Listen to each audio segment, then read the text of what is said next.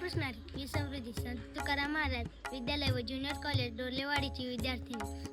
अभंग विचारमालेतील 40वा अभंग. शिकविले तुम्ही ते राहे तोवरी, मजा आणि हरी वियोगतो.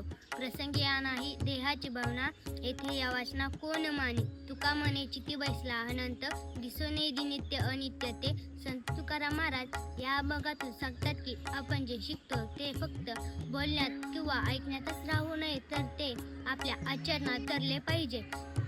जेव्हा मन खऱ्या अर्थाने चांगल्या विचारांशी आणि भक्तिभावनाशी जोडले जाते, तेव्हा बाहेरच्या गोष्टींचा प्रभाव कमी होतो.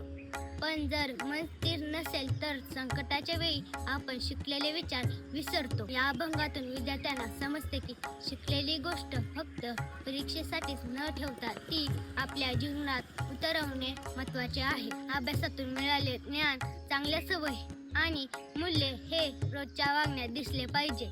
मन एकाग्र ठेवलं, योग्य गोष्टीवर लक्ष केंद्रित केलं तर लक्ष विचलित करणाऱ्या गोष्टीपासून आपण दूर राहू शकतो आणि आपले जीवन योग्य दिशेने पुढे जाऊ शकते. धन्यवाद.